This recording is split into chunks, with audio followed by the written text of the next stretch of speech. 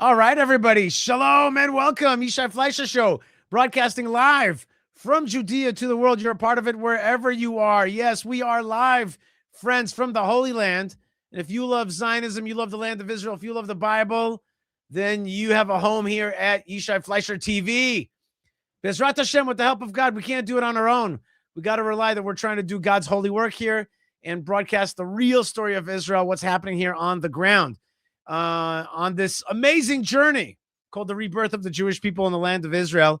And I want to ask you to announce yourself a little bit on the comment section by telling me where you're from, and send me blessings from your good land, and we'll put it up on the screen.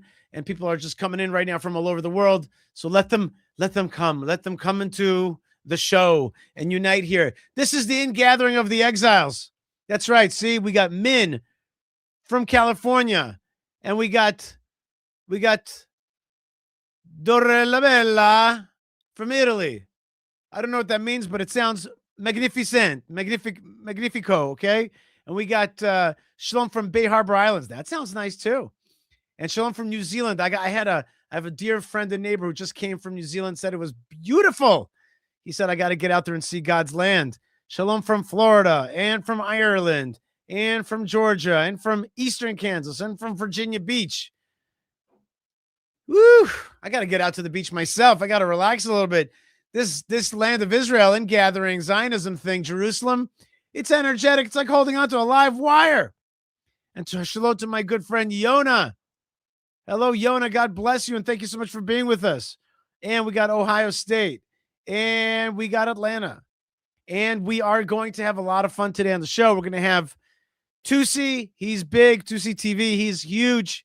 Mahyar Tousi, we're going to have him. We're going to have Mahyar Avivi, and we're going to talk about a lot of important stuff. Bezrat Hashem. Shalom from Nevada and Toronto and Long Beach. And what is this?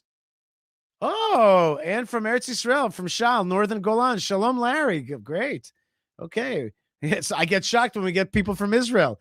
And we got Norway and Ireland. And we got Western Tennessee, Shalom, in New York City.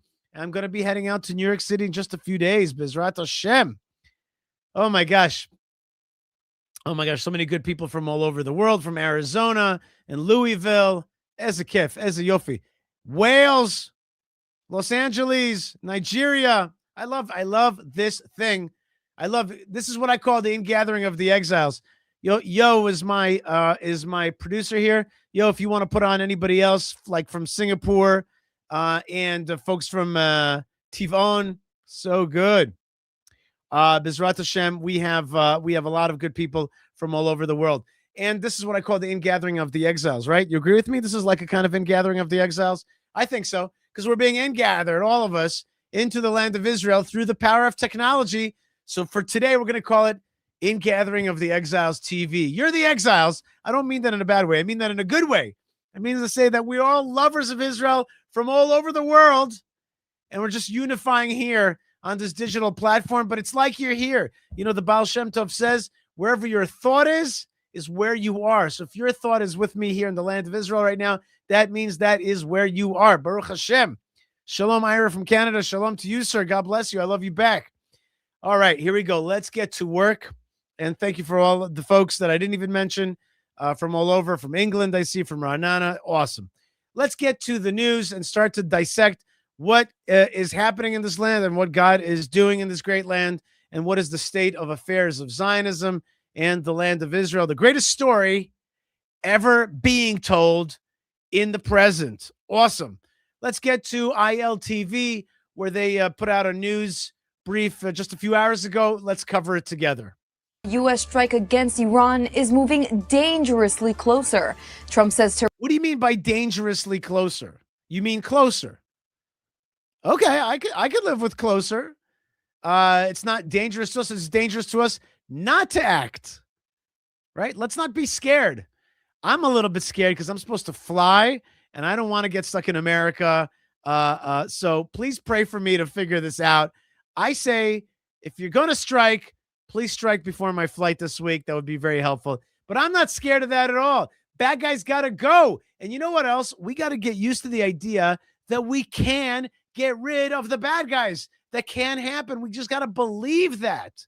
We got to believe that we can get rid of bad guys. We got to because we've got this thing in our heart that we don't think that we can actually live without them. We get addicted to them. And I can give you many Torah sources for this idea that we get addicted to the bad guys, like King Saul, who could not get rid of the bad guys. He didn't want to destroy the Amalekites all the way. And that is a disease. So we got to actually believe in our heart that, yes, we can get rid of the bad guys in toto. And so therefore, it's not dangerously close. It's dangerous not to strike, both for America and for the world, and certainly for Israel. We can believe that there can be a world without bad guys, right? And by the way, the bad guys, they definitely believe that there can be a world without good guys. The bad guys, like the Nazis, they believe that there can be a world without the Jews and without Israel. They really believe that. Haman, he believes there can be a world without the Jews. We have to start believing there can be a world without bad guys. Isn't that kind of a deep thought? The bad guys can believe that there can be a world without the good, but sometimes good cannot believe there's a world without evil. That is a flaw. So as our friend at ILTV says, it comes dangerously close. We should be not afraid of a world without bad guys. Mike asks, where in America are you going? I'm going to be in Florida, and I'm going to be in New York for, tight times. And I'm basically doing a little one-on-one speaking, a little groups, and also got to raise money to beautify the land of Israel and to restore the land of Israel. And I'm going to be basically helping fightforisrael.org, where we restore the land of Israel, and also the good people at hebronfund.org, where I'm the spokesman at the Jewish community of Hebron. So that's what I'm going to be doing on tour. Let's get back to ILTV and check out the news and this issue of the dangerous strike against the Iranians. Iran wants to negotiate, but has also given Iran a direct deadline to accept a deal he considers as fair and just, including a deal in which the regime gives up its nuclear weapons. Okay, so definitely, it's like either go time, strike time, or it's deal time, right? Look, we all know President Trump. Why do we all know him? Because he has let himself be known to us, right? He has allowed himself in his mindset to be known to us. And I think we could all understand that President Trump would love to cut a deal. He doesn't really want to strike at Iran. He also is afraid of, I don't know. There's a lot of his buddies, if it's the Turks and the Saudis, etc. They're all afraid. The Saudis are afraid that oil price will drop and they'll be poor. And there's other reasons why they're afraid. Nobody in the region wants one player to definitely be the beneficiary of a strike on Iran, and that's Israel. Nobody, including people in the White House, really wants to see a too powerful Israel. Everybody's afraid of that. If it's the Muslims writ large and the Christians writ large, and plenty of Jews as well, are afraid of Israel being big. And I'm telling you that that's one of the main reasons why there may not be a strike against Iran, because they're afraid of the big beneficiary will be Israel. So I am therefore skeptical whether there's going to be a big strike. On the other hand, you don't bring this much metal, physical metal, into the Persian Gulf and into Mediterranean, the Red Sea, in order to just, cut a sweet deal. It's got to be something more. But as the title says there, Iran war is indeed looming. We'll see what really happens. This is the goal for Donald Trump, and according to the American president, failure to agree to a deal will lead to military action. Have a listen to Trump's latest remarks on the matter. Are you giving Iran any kind of deadline to make a deal before potentially taking Only they action? know for sure. Have you communicated that to them Yeah, directly? I have. You could make a negotiated deal that would be satisfactory. But Hey, man, you are looking snazzy. You are dressed to party, bro. Party. You are dressed for Mashiach, for Messiah out here. You're just looking spiffy and the best, the best reincarnation of Esav that has ever been. Look at you. You're just looking good. You're red. You're awesome. You're on the airplane. You're going to party. And You're here to take out the bad guys. So, God love you, and do the right thing. But at least you're ready for the ball. I like that. No nuclear weapons. They should do that, but I don't know that they will. But they are talking to us. Seriously talking to us. Okay, so there, President Trump telling us and admitting to us that the Iranians are indeed in negotiation, meaning to say they've not closed the door negotiation. They're negotiating. They're really talking they're really talking. Oh, and I wanted to say thank you very much to Happy Guy 23544 for the super chat. And he writes, protest to free Iran in Los Angeles today, 1 to 3 p.m. at Persian Square in Tehran on Westwood Boulevard and Wilkins Avenue. Be there or be square. I'm going to be there with you in spirit. We'll talk about it with Tousi about this important protest. And don't forget that Los Angeles is the other big center of Persians, Jews and non-Jews around the world in Tehran. And so we want to wish you guys success, and may the American administrations and people around the world hear you, because you're protesting for the most basic of human rights. And that has been forgotten. And we'll talk about that more with Mahyar Tousi coming up. But I want to thank you, Happy Guy, and I want to encourage anybody who wants their comments read. And a great way to support the show is through Super Chats. Super Chats keep us alive and keep us going. It's a great way to bless the folks in Israel and get blessed back. Thank you, Yo, for putting that up. Let's keep going with ILTV. Trump added that an armada is on its way to Iran. Armada. When Jews hear the word Armada, I get a little nervous. I don't know, is it a Spanish Armada? Who's the Armada? But you know what? This Armada is here to take out jihad. That's a good thing. A U.S.-guided missile destroyer was seen this morning off the southern port of Eilat. As additional naval and air assets move into the region, all this signals that Washington is positioned for rapid action should the ongoing talks collapse. But the regime, they are threatening back. Ayatollah Khamenei said this morning that if the United States were to open a war front against Iran, the escalation would be regional. I heard that this guy Khamenei is in a bunker somewhere. I'm guessing that the escalation is not going to be regional. I'm guessing that fighting the Iranian regime will actually put them all in their little doghouse, little scaredies, if they even survive it. And I think that that's all bluster from a monster. And it's time to get rid of the bad guy. And let's pray to Hashem. Let's pray to the God of Israel that the evil will be eradicated, and that this moment is the beginning of the eradication of evil in this world. So Bezrat Hashem, and sometimes it's even better when the bad guys come out, right? It's better when the Hamans, they hang out behind the scenes. That's their trick. The question is when they get in front, right? When they out themselves, do we bop them on the head? We got to bop them on the head. We got to finish these guys. Yes, there can be a world without bad guys with the help of God. Happy Guy is back and says, and protest to free Iran in San Francisco today at noon at the Ferry Building. Whoa. I mean, in San Francisco, you have to basically a protest to free San Francisco from, communist jihadist control.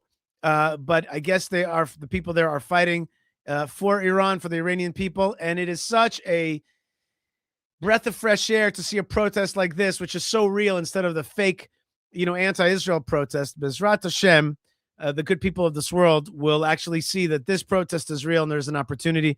Thank you very much, Happy Guy. God bless you. And thank you for your support of the show. And we support the Iranian people back. We're going to be talking about that extensively on the show throughout today and for the coming days. Moving on to Gaza, where, as promised... Now, wait a minute. Before we move on to Gaza, what should be the next bunch of lines that this gal from ILTV tells us? What should you expect to be the news? You got all these ships.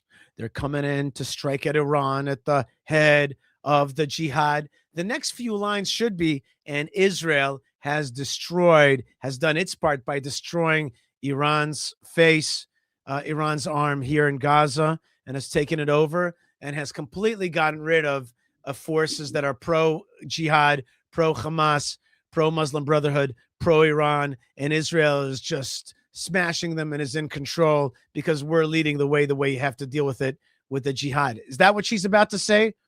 Not exactly. Let's hear what she has to say. The Rafah crossing is opening today, symbolizing the official transformation into phase 2. Foreign aid trucks and ambulances were seen piling up by the border crossing this morning, waiting to enter the strip. How many of these ambulances have arms in them? 90%, 50%, 20%. How many of these fat new vehicles? Look how new and shiny they are. Oh, extreme close-up moment of the Yishai Fleischer show. This happens from time to time when I tell my thing to queue up. That's an extreme close-up. Bezrat Hashem, we should be this close to the Lord, right? To God Almighty, Bezrat Hashem. But let's get back to extreme close-up. That's a special moment there. But okay, now back to the news. But you have to spot the extreme close-up moments. That happens from time to time when I make a hand gesture of some kind. In any case, the Rafah border crossing, look at those shiny new cars. They're so shiny. It's so suspicious how shiny they are. And I'm telling you, and look at the checkpoint there. Do you think that checkpoint is going to make sure that these ambulances don't have arms to sneak into Hamas? Remember what I said, that it should be that Israel's in control of this site? No. We're opening up the Rafah crossing, which means that tons of stuff is going to flow into Gaza from Egypt, from Qatar, from Turkey, and Israel has not won this war and has not finished off the job. Phase 2 means less Israel, more jihad. That's all that means. So not a very happy picture for those who want to see the destruction of jihad and the victory of Israel when we see phase 2 phasing away our victory. As Israel and Egypt work to ensure the crossing is used lawfully, the crossing will... Oh my God. What did they say? That the Israel and Egypt are working to make sure that the crossing is used lawfully? Wait, help me remember this. Oh, wait. Help me remember this. Isn't it not true that the Rafah crossing and the tunnels underneath Rafah were used to arm the October 7th terrorists in the years prior? Yes, it is true. And so that's how they work. They arm themselves through the Rafah crossing and the Sinai that Egypt controls, that we should have been controlling, the Rafah crossing, which now Egypt's control, which we should have been controlling, Gaza, which now some kind of international community / Hamas controls, which we should have been controlling. So this to me, phase 2, I'm not phased by phase 2. I think it's crap. Okay. Yes, I think it's junk, and I think it just means war in the future. All those ambulances mean is that Israel's going to have to fight again in Gaza. That is a certainty. That's not because I'm like reading the Bible or the book of Joel. It's because I'm reading plain old realpolitik. Let the bad guys take control. Let their ambulances come in, and you know what's going to happen. Bad guys are going to control that land. Will not be open for the transfer of goods or aid, as the Rafah crossing has been a notorious hotspot for weapons smuggling from Egypt into the Gaza Strip for 2 decades, an issue the IDF is attempting to monitor closely. Instead, only Gaza... Attempting. You heard that word? She threw it in because she knows the truth that, we're not going to really be in full control of it at all. It's going to take some time. Well, actually, the more time, and look how shiny those ambulances are. Do you see how new they are? See how much money there is in this thing? Do you smell the sham? I smell it. Do you smell the fakeness of it all? Look how new everything is. Look how much money was ready to pour in there. Gazans who previously left the Strip, so medical patients, dual citizens, and others, will be permitted to return. Did you see the plastic on that mattress? Everything is brand new. Look at them. I wonder, is that Qatari money? Is that Turkish money? Is that U.S. money? Who got all these new ambulances? I wonder. After undergoing security screenings at an IDF checkpoint.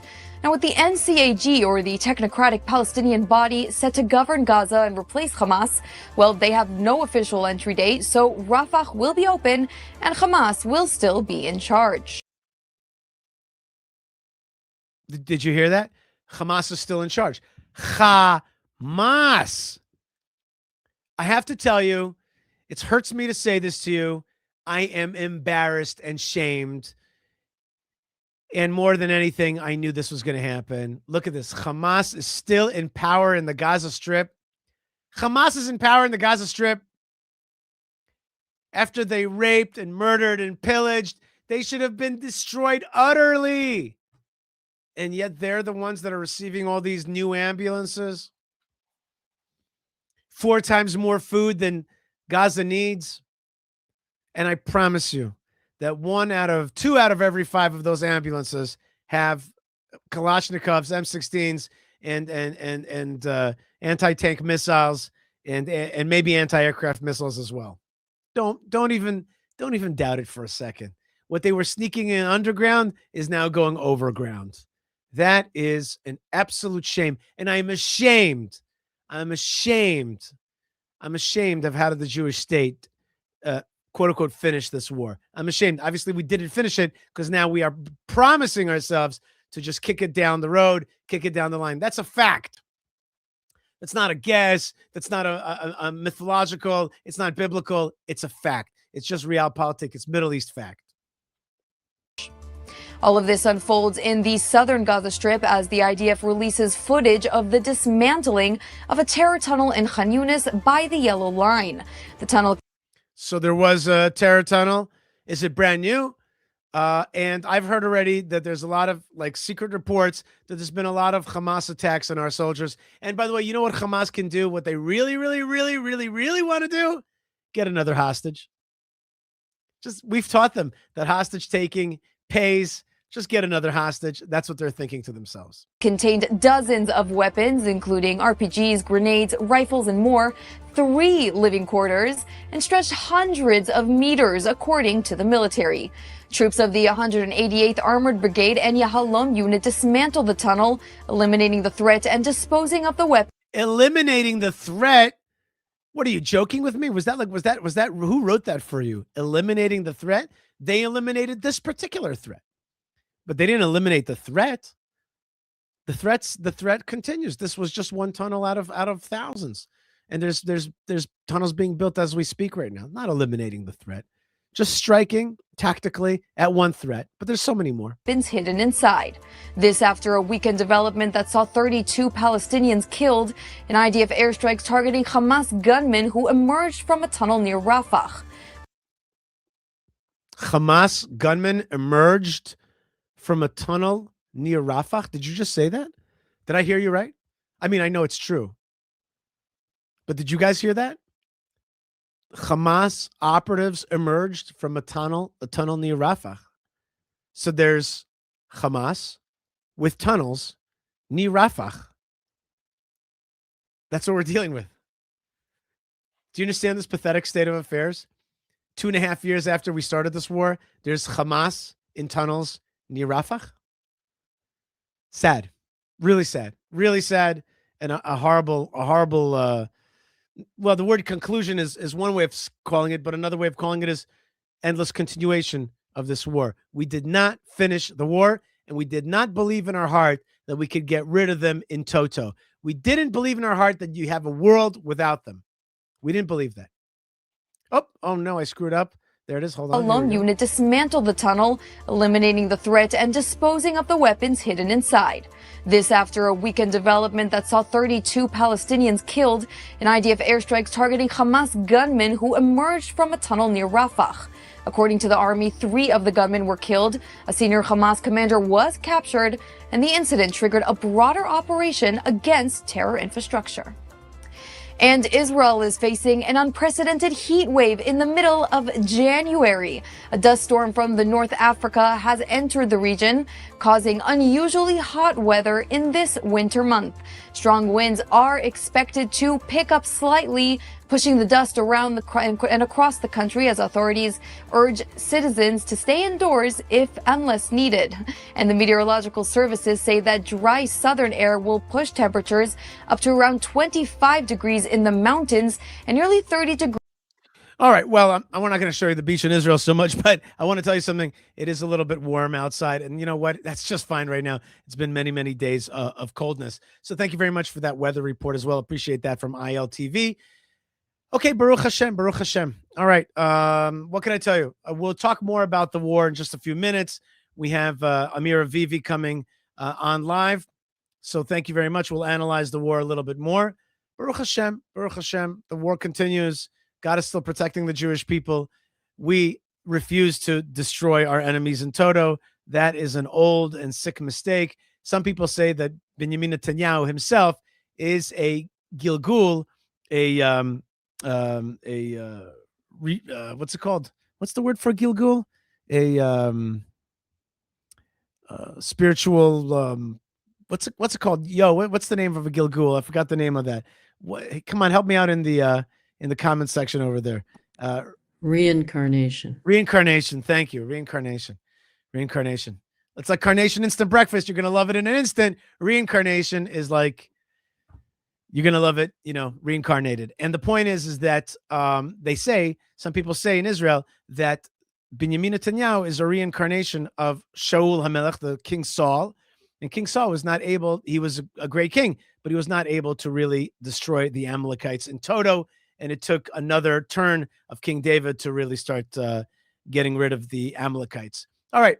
Speaking of the Bible, there is some very important good news that ILTV did not mention, and that is that the tomb of Joseph was opened recently for the first time for morning prayers, not just prayers at night, not prayers in the middle of the night, not sneaking in the middle of the night with a big army escort, but regular morning prayers. Let's watch the video.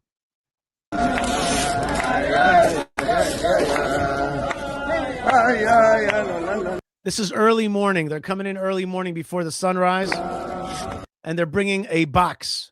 No, that box is not a box. It is houses a Sefer Torah. Torah, that's what Jewish people have in the front of their synagogues. We pray towards Jerusalem, and at the front of our synagogues, prayer houses, we have a Torah scroll, okay, which is the 5 books of Moses written by scribe.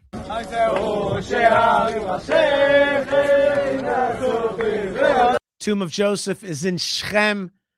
In English, they call it Shechem, and the Arabs use the Roman name for it, Nablus, which is Neapolis. Okay, there's the tomb of Joseph. It's right smack in the middle of the PA-controlled big ancient city of Shechem.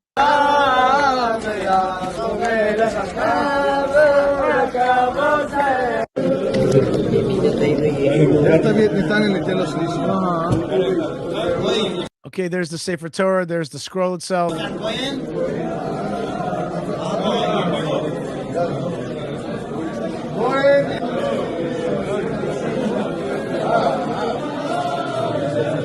Okay, those squares those boxes on their heads, those are not cameras. Those are not GoPros. Those are leather boxes with scrolls inside of them. That's what's called in the Bible phylacteries. We call it tefillin. It has scrolls inside, and that's how Jews pray. Jewish men pray.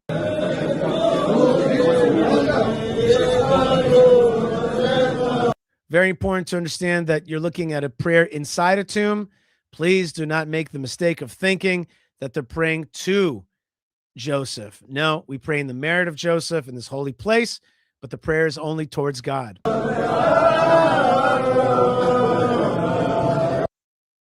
Okay, so that's scenes from the tomb of Joseph in Shechem. It may seem normative to you in this video, but the fact is we haven't been able to pray like this in 25 years since the Oslo process. Jews were kind of kicked out of Shechem, and so it's awesome to see Jews return to the tomb of Joseph and praying there. Very special, very important. And this is being led by the great mayor of Shamron, and he is just doing a wonderful job. Yossi Dagan, that is doing a great job of bringing the Jewish people back. It's his leadership that is allowing that to happen. So kol hakavod. So we should all pray for the return of Joseph. Is it a coincidence that it happens exactly in the same week that the Torah portion we read talks about how Moses took the bones of Joseph from Egypt with him? And our rabbis, our sages also teach us that all the heads of the tribes, all the tribes leaders, Reuven and Judah, etc., were all taken at that time from Egypt and brought with them throughout the sojourn in the desert to the land of Israel. That was timed on purpose. The Torah portion was timed on purpose with this the praying at the tomb of Joseph was timed with the Torah portion, so everybody could see that indeed we are bringing Joseph back. We are not forgetting him in Egypt. We're not letting him be forgotten in so-called Palestine, but rather we are holding on to the tomb of Joseph and making it a reality. This is very, very important. All right, we're waiting for our guest to join us right now. He's having some technical difficulties, I see. And so, Bezrat Hashem, we will have him on in just a minute. In the meantime, I want to remind you that there are great ways to support what we do. One way, by the way, is to just subscribe right now, comment, like, become a member, or do a super chat like Corey, who just put in a super chat for the tractor fund because he believes in beautifying the land of Israel. We've got tractors that we help buy for Israeli farmers.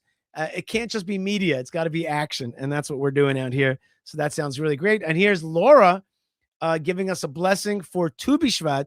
Tu B'Shvat is the Arbor Day. It starts tonight. Right now is actually Tu B'Shvat. It is also the passing day and the birthday and the passing day of my grandfather, Mordechai. So it's an important day for me. And that's really awesome. The general should be in a second. We're just trying to get him connected. Thank you very much, Yo. Much appreciated. Thank you very much. And I'll just go on and say, if we're already celebrating Tu B'Shvat, then let us say together a simple little prayer, which is, let my people grow. And for those of you who are real Bible aficionados and want to hear a little bit of the Kabbalah, it is incumbent upon Jews to pray today on Tu B'Shvat for a proper and beautiful and holy and healthy etrog, citron fruit, on the Sukkot holiday that is on the tree right now.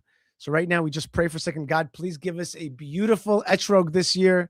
Hashem, I had such a beautiful etrog last year. It was one of my favorite etrogim of all time. Please help us have a good etrog this year. And really that is a sense of blessings for the holidays that are coming. It's an element of hope. Okay, we have with us our guest, and we are so happy to have him with us. We got to understand what is happening in the situation militarily and globally with the advent of this almost war that we're having here. So we have with us, back as usual from the car because he's always on the go, General Mahyar Avivi. Shalom Aleichem. How are you, sir? It's nice to see you. Nice to see you too. Very defining moments in our history, you know. Well, I can't wait to hear your take on this. I just want to let people know that Brigadier General in the Reserves Mahyar Avivi is the chairman of the IDSF, which is the Israel Defense and Security Forum, a group of over 35,000 Israeli reserve officers. He's held very, very senior positions in the IDF, including being deputy commander of the Gaza division, so he knows about that as well, and even commanding the School of Combat Engineering. He is very popular commentator here in Israel. We're very thankful to have you with us right now. As you're on the road, General Avivi, you said that the situation is a very historic moment. Tell me how you see it. Yeah, you know, I don't think we even with my optimism, and I've been optimistic from day one, you know, saying we are going to win this war, and we talked a lot about total victory. I couldn't have imagined the moment where we can see the real chance to bring down the Iranian regime. And obviously, if this regime falls, all the proxies, you know, probably will fall. It will be a domino. And I think there is a strategic decision of Israel and the US to seize the moment when the people of Iran want a change and are fighting for freedom, when this regime is weak and this regime is not able to provide even the most basic needs, water, electricity, currency, really seize the moment and destroy this regime, bring a change of regime. We see the U.S. amassing a huge force in the Middle East. We see the Iranians. I would say that this regime is behaving like Pharaoh. Their heart is, like stone. They're not willing to agree to anything. They want revenge. They're angry. They feel humiliated. They want to attack Israel. They're rebuilding their ballistic missile capability. They're renewing the nuclear program. And they leave us no chance, the US and Israel, but to really attack in a way that can bring a change in the regime. Okay, General Avivi, that makes perfect sense. It's very logical, but there's other logics out there. That's what you said now is perfectly logical from our perspective, from Israeli perspective, and from peace-loving American perspective. But what about perspectives like Saudi Arabia doesn't want this kind of war because if they have this kind of war, then oil prices might drop, or maybe some people in the American defense industry, have a big $130 billion sale of arms to Saudi Arabia, and if there's no Iranian threat, then that's not good for business. Or maybe the idea that all the players, Turkey, Qatar, Saudi Arabia, everybody in the region doesn't want Israel to be too strong, and we're the ones that stand to benefit the most. So I'm giving these kind of counter arguments why there might not be a strike. What do you think about those arguments? Well, I think that the biggest concern of the US is China. It's not about Saudi Arabia. It's not about Qatar. It's about China and about really creating an American dominance globally, dismantling the Chinese, Russian, Iranian front that has emerged in the last few years in the Middle East. This is what they're working.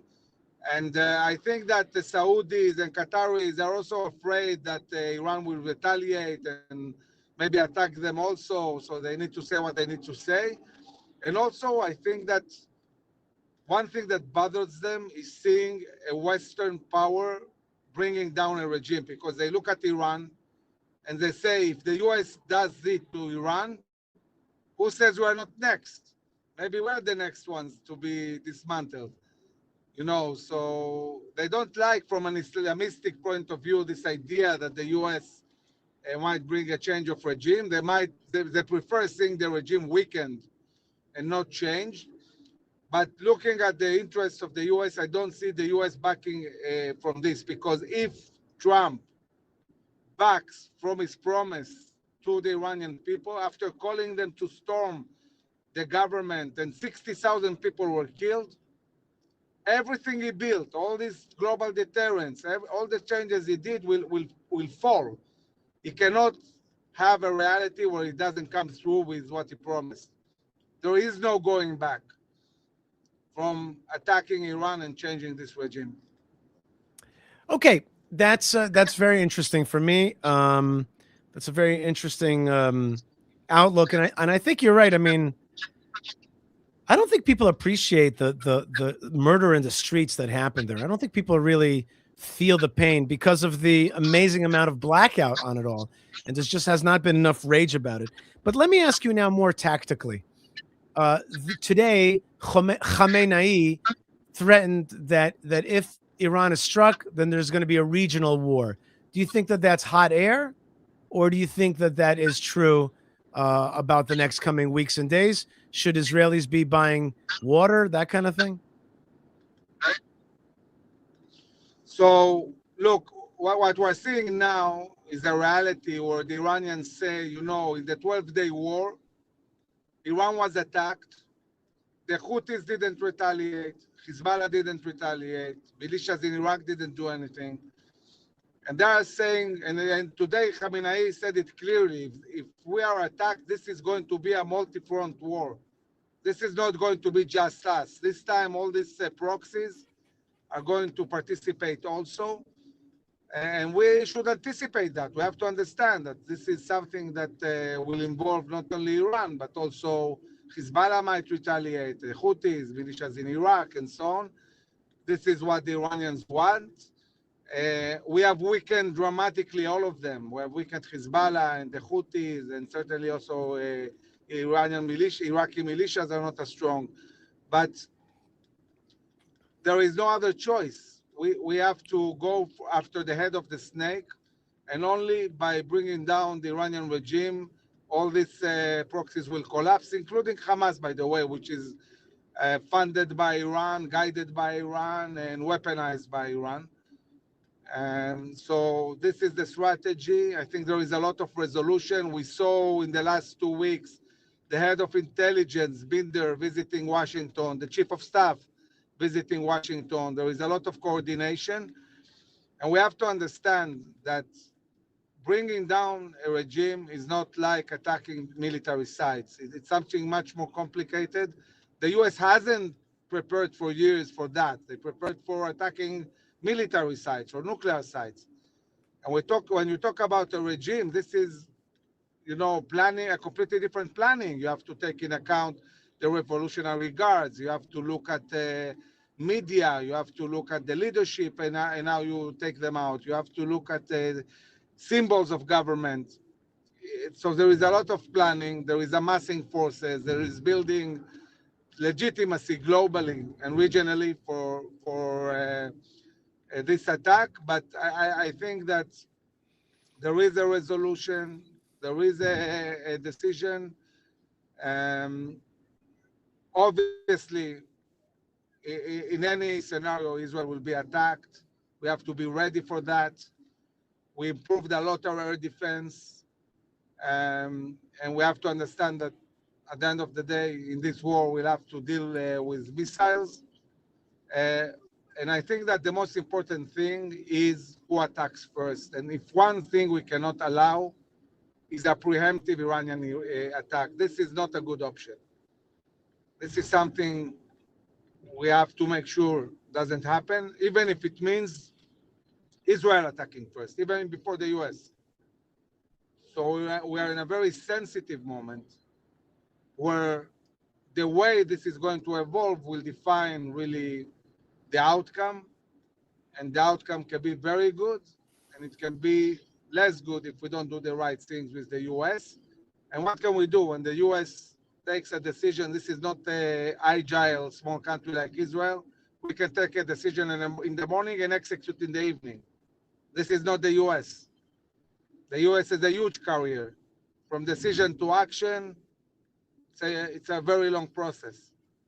And while the US is preparing for this attack, we are in a window that is very, very dangerous and sensitive. Amir, what do you think the Iranians want? Do you think the Iranians are like, this is the showdown, let's do it? Or do you think that they want to do a classic Persian deal and maneuver out of it? Like, what do you like? Are they scared, or are they interested in a deal, or are they interested in actually fighting? Because the signals are mixed. On the one hand, kind of belligerent signals. On the other hand, Trump saying, no, we're in deep negotiations with these guys. Like, what do you think their psychology is right now? They are behaving exactly like Pharaoh, in a way that I would say is even strange. I mean, they're supposed to understand the danger they're facing, but the way they're behaving is they say we're humiliated. The 12-day war humiliated us. This is why now all these people are protesting. We have to build back our deterrence internally. The only way to do it is to show strength. We're not giving up. We want revenge. We want to attack Israel. We are not going to have this. And they're willing to take a huge danger. And they're not giving up. They're really moving fast. They're training. They're producing ballistic missiles. They're doing exactly the opposite of what I would expect to be common sense, of saying, okay, you know what, okay, we're stopping, we're dismantling our capabilities, I'm not doing that. Oh, so They really, you're saying like Pharaoh that they've hardened their heart. Their heart is hardened. yeah, Shalibo. Mm-hmm. yeah, exactly. This is really what's going on. It's amazing to see it. Uh-huh. And that also allows the option to actually strike at them, because if they're hardening their heart and they're just being aggressive, it's okay. So it's go time. I wanted to ask you another thing about that. It doesn't seem to me like we haven't been getting messages to really prepare for conflict. That hasn't been like part of the discourse, in the news and stuff. There's a tension, but I would call it it's a higher than normal, but lower than war tension out there. Am I right?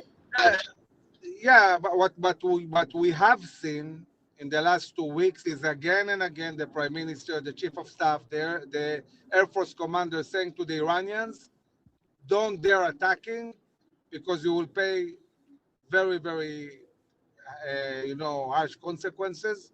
There will be consequences. And when Israel says again and again and again to Iran, don't dare attack, what you can learn from that they're thinking about attacking. And this is something that keeps us very alert. The people of Israel, they are very flexible and they know how to adjust very fast. There is no need for panic and anything. The moment there will be something, the people will be alerted. The Home Front Command will give the instructions. And if people do exactly what they are told and they go to shelters when they need to go, I would say that we can pass this, challenge in a good way.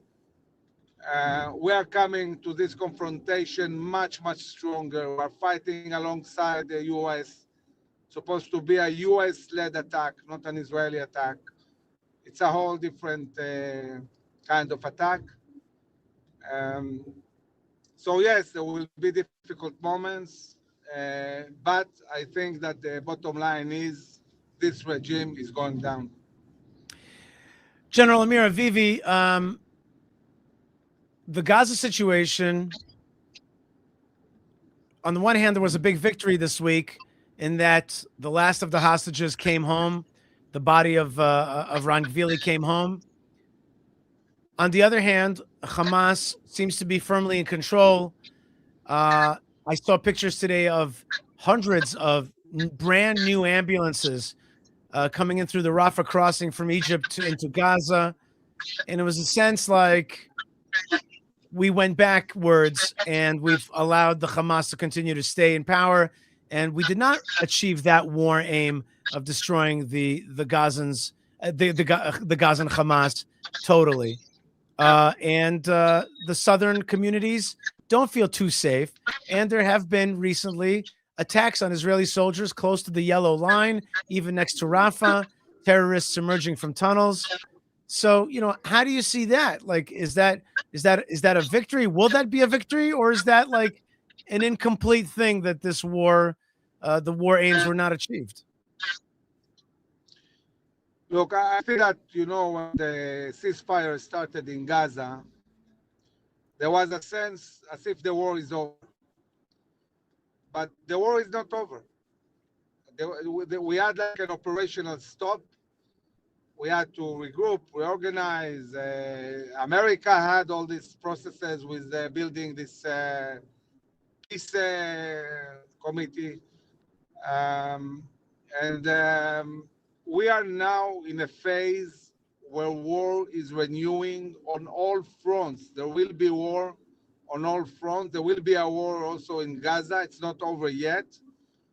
And the Prime Minister and President Trump have stated again and again and again, Hamas will be dismantled. Gaza will be demilitarized one way or another. It's either going to happen the nice way or the hard way. Now, I can tell you, visiting the Southern Command, the plans are set and ready. The IDF is ready to deal with Hamas and finish the job. It's just a question of timing. Hamas will be given a very clear timetable to lay down their weapons and start demilitarizing.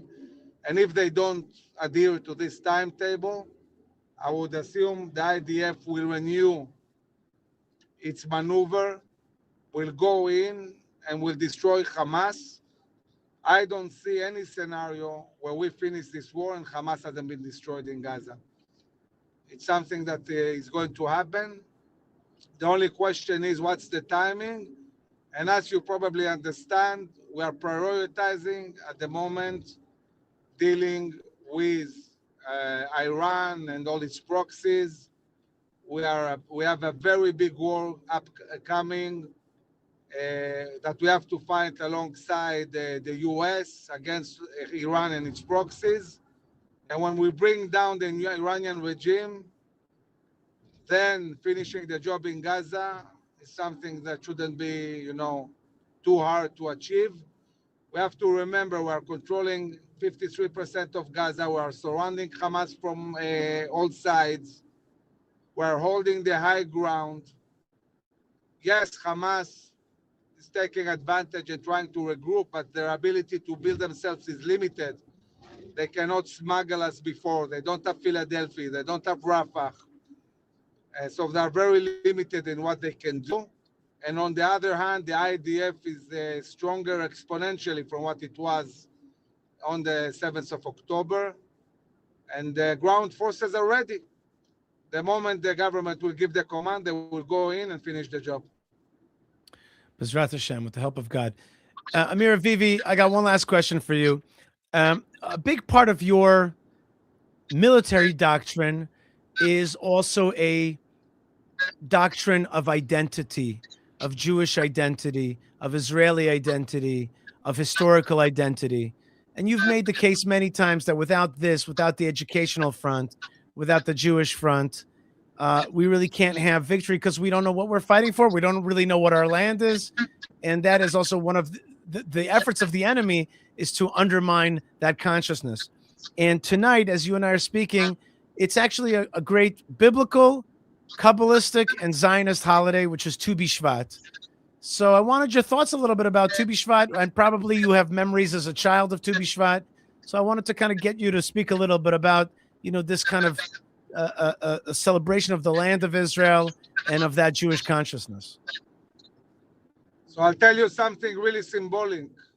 IDSF, הביטחוניסטים, was formally incorporated in Tu B'Shvat. Aha.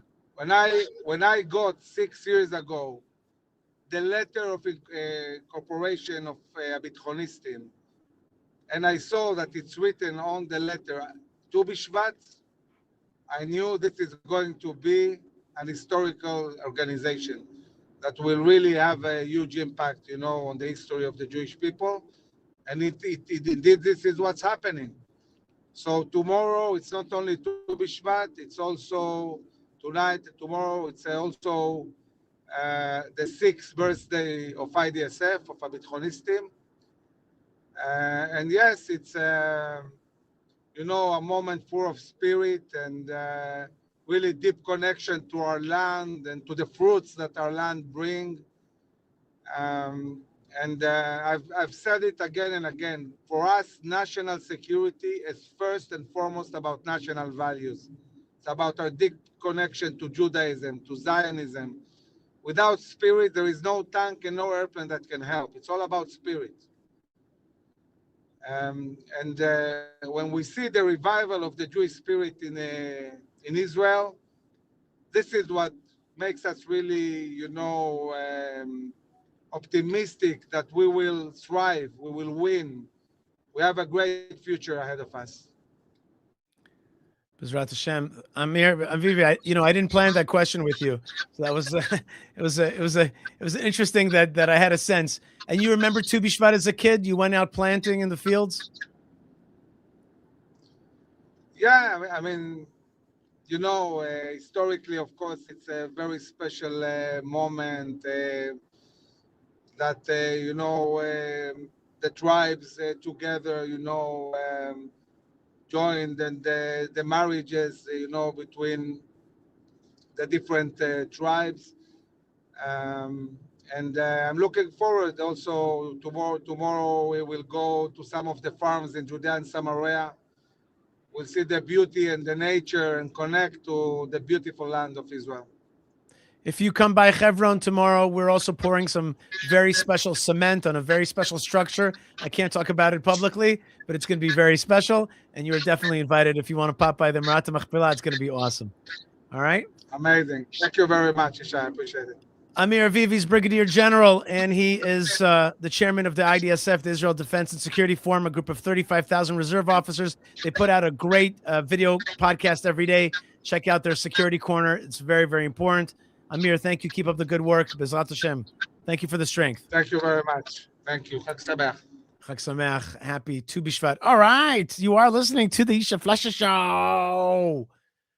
I like Amir Avivi. He gives me strength. He gives me like, even for me, he gives me positivity. Not a lot of people do that.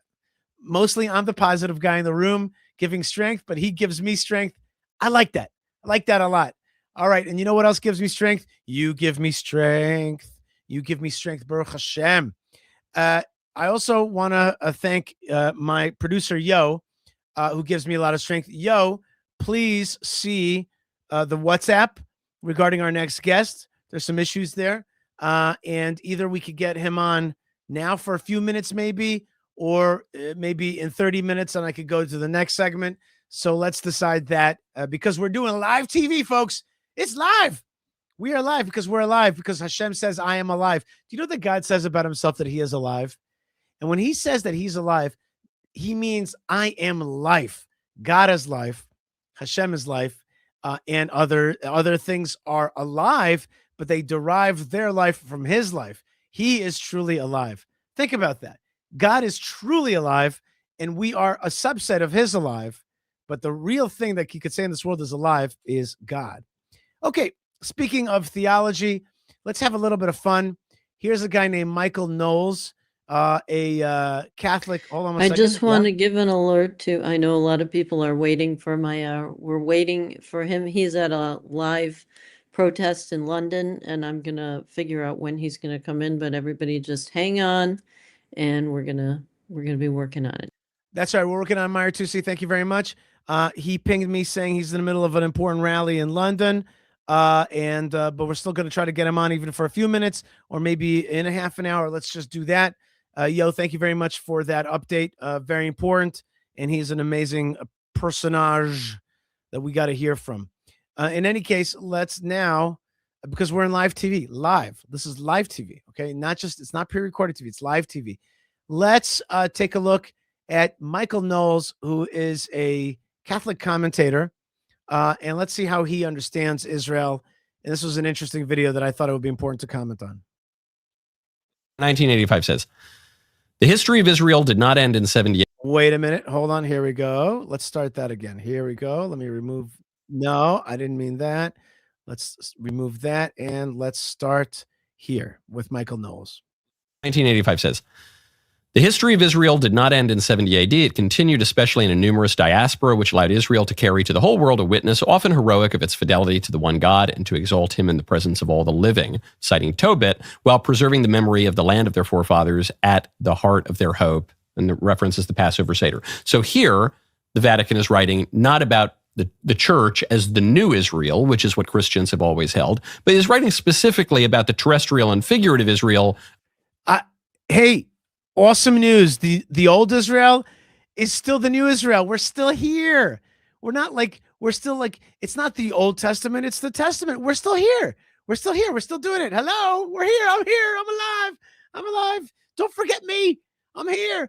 Okay. So I just want to say, when we talk about new Israel, it's like, you know what it's like? It's like when you go to Vegas and there's like a whole casino which is based on Paris, and it's like, this is Paris. Well, no, but it's Paris in Vegas. Really, it's not the real Paris. Like the original Israel, we're still here. We're still very much here. I just want to say that. Of the Jews. And he's saying, the Jews went all about this world. They didn't just end in 70 AD, and they've carried this witness, which is often very heroic, and they do have some connection to the land. What? They do have some connection to the land. We have awesome connection to the land, And we're back in the land. Isn't that cool? We are back in the land itself. Isn't that cool? Because the Lord promised to bring us back. You see, I love these guys that they read stuff, but you don't read the Bible. And we all know that sometimes our friends, the Catholics, are not great Bible readers. And I have a very, very, very good friend who's Catholic. I'm not trying to hurt anybody's feelings. I have more than one friend who's Catholic, but I have one very deep friend. He knows exactly who he is. But the bottom line is we have a deep connection to land, an unbroken connection to the land, and we're back in the land because God wills it. That's my problem with these theologians. They keep talking their own theology. They keep not looking into what God actually wants. However, here's the key. Christians are invited to understand this religious attachment, which finds its roots in biblical tradition, without, however, making their own any particular religious interpretation of this relationship. And then just to underscore the point. It is kind of obvious that the Jews have connection to the land, but don't make it theological, because that would be a theological problem of theology.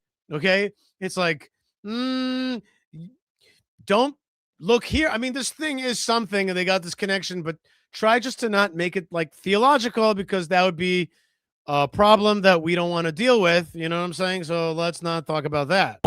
The existence of the state of Israel and its political options should be envisaged not in a perspective which is in itself religious, but in their reference to the common principles of international law. I've got a problem assimilating this hard thing to do, which is when I read the Bible, God says that he will ingather the Jewish people, the land of Israel, and to assimilate that into my theological reality is a problem, and therefore I will not think about that. And that's the way I will deal with it. This is called the dig a hole and stick your head in it, the ostrich plan theology. That is the way we'll deal with it. We'll deal with it in terms of international law, which is a non-theological, stick our head in the ground way of thinking. Bingo. Love this. This is exactly what the patriarchs are reaffirming from Jerusalem. Which patriarchs do you mean? Not my patriarchs, buddy. My patriarchs are reaffirming the Jewish people's rights and connections to this land forever. And it's totally right. And this is why I would not call myself a Zionist or a Christian Zionist. You're not going to call yourself a Zionist? Michael Knowles? I don't even know who you are. You're not going to call yourself a Zionist? Well, I should just pack up this stuff. Forget the studio. Close it all down. Michael Knowles is not a Zionist. Michael Knowles is not a Zionist. I don't call myself a Zionist. Well, I might as well just close up shop then, Michael. Zionist or any other kind of Zionist. It's not because I don't like the Jews, and it's not because I don't even support the state of Israel. As I think I've made clear, I am broadly supportive of the nation state of Israel. Well, thank you very much, and I do appreciate that. But I am broadly supportive of it not because I believe in the principles of Zionism, which make certain historical claims and religious claims that I just don't think are true. I don't think that Buddy, just answer the following question. Is this or is this not the ingathering of the exiles? That's all you have to answer. Theologically, all you have to do is answer one simple question. Is this or is this not the ingathering of the exiles? By the way, I asked that of everybody, Jews as well. I throw out to Jews that challenge as well.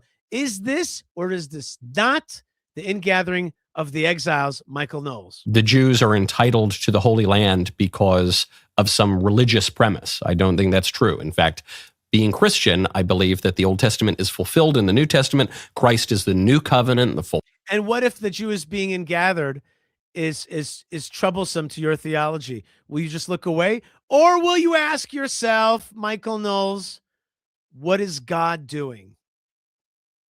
What is God doing? Because forget your theology, forget all that kind of stuff. Just ask yourself, is the God of the Old Testament fulfilling his promises?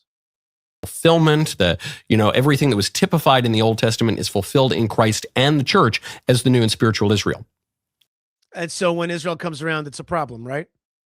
So I don't buy those religious premises, and I don't believe just because a people was on a plot of dirt 2,000 years ago that means they're entitled to it today. That was the dumbest thing that a theologian who supposedly believes in the Bible could say. I love when these theologians are like, and right now we will pause theology. I will not be concerned with what God says. I will skip over the Old Testament, even though it's part of my canon, and be like, oh, I don't think that they deserve a plot of land. Well, did you read the Bible? Michael Knowles, the theologian? You just sounded dumb, bro. I'm sorry to hurt your feelings. I don't mean to hurt your feelings, and I don't mean to say not nice things, but that was just not, that was by your admission, a non-theological way of looking at what is obviously a theological moment. So you didn't win any, I take off points for that. If that were the case, we'd have to turn the Black Hills of, we'd have to turn Mount Rushmore over to the Lakota Sioux. I don't. Dumb. And by the way, maybe you should. Believe any of that. And yet, I am broadly supportive of the nation state of Israel because I don't like the alternatives. I don't like the idea of giving Iran more power in the Holy Land. I don't think the Muslims have. Oh, you think we're a front for your fight for the West? That's what you think? Maybe there's a truth in that. Maybe we can get along on that. But that doesn't mean it's not our land and not our biblical land, not our godly land. Been particularly protective of the holy sites. Sometimes they've been better than others, but the Ottoman Empire doesn't exist anymore. The current options in the Holy Land are not great, and we're probably not reestablishing Baldwin's kingdom anytime soon. So as a practical political matter, then also on the point of international law, the Jews were bequeathed some of this territory by the British Empire, which had control of it after the Ottoman Empire. But why did the British bequeath this land to us? Why did that happen? Because they were Bible-believing folks. They were Christians like you, but not like you. They believed that it was an imperative to fulfill the will of the God of the Bible, which is to ingather the Jewish people back home and help them reestablish a nation state and help rebuild that third temple and the third temple commonwealth. But you don't see that. That is what they saw. To make it look like that the British Commonwealth was all about some kind of secular interest is to be blind and to be theologically blind and to be willfully theological blind, which is what you are doing through this discourse. And with your own words, you're saying, I'm choosing to see this through a lens of non-theology. It is very minimally unsatisfying to anybody who's read the Bible. They then had a declaration from the United Nations purporting to advance international law, and they fought a war of conquest. So any way you slice it, it seems to me that according to the current nation state system, they basically have a right to it. But crucially, that is not. And I appreciate that Michael Knowles sees that the Jewish people have rights. I do appreciate that. At least from a secular point of view, he can see the rights of Israel. That's something. Not Zionism. And it doesn't imply anything as a matter of biblical prophecy for the modern nation state. Why would it? The Jews being a dispersed people for 2,000 years, being gathered back into their land and rebuilding Jerusalem. Nothing to see here, folks. Don't look this way. This isn't the ingathering of the exiles. Jerusalem is not being rebuilt as prophesied. I don't think this is the era of the third temple. I don't think this is anything but just a coinkydink. Not a theological moment at all, because if we admit that it's a theological moment, that could be challenging, and therefore I choose to not. Every moment of the world is godly decreed, except for this. This is a totally secular moment. Nothing to be seen here. Michael Knowles has he's got a theological impasse, and the way he deals with it is by just going secular here for a minute, not seeing the theological import, not wanting to deal with the theological import of the rebirth of Israel. Fascinating. Of Israel. You can support Israel. If you want, you don't have to support the nation state of Israel, but if you do, you can do so without adhering to the relatively novel theology of Christian Zionism. It is a relatively novel theology, and it came through people who really loved the Bible and wanted to see it come to fruition. I agree with you. It's relatively novel. It's 200 years old. I agree with you. But it is actually probably the finest form of that religion because it's the most true to the Bible and to really God's will. The most true. Not in my. I'm an Orthodox Jew. I'm not going to be promoting Christianity here at all. But I do love my friends who see the will of God as in gathering the Jewish people to the land of Israel. And here we agree very much, and we have a deep love for one another, really do. That doesn't mean that I support Christianity. I can't, and I won't. But that doesn't mean I don't support them. I do, and I will. And I will stand up for my Christian Zionist friends strong, and I will support their efforts to find the truth in theology. And certainly the real conflict is between, somebody else's theology or really trying to understand what God wants from me. God, what does God want us to do? And I'm so impressed with them for fighting instead of what Michael Knowles is doing, which is like, I don't want to fight. I don't want to fight with my theology. I'm going to have to, I'm going to have to look God in the face and say, hey, you're not behaving according to my theology. And so therefore I got to say that, no, it's not you. It's just international law. And so I don't find this to be courageous, and I don't find it to be intellectually honest. I don't find it to be biblically honest, and I don't find it to be satisfying if from their perspective. Certainly from a Jewish perspective, it's not satisfying. But at least, again, Michael knows, at least he recognizes Jewish rights in the land, and I appreciate that. You can like the Jews. I love the Jews. I grew up in New York. I'm very philo-Semitic, okay?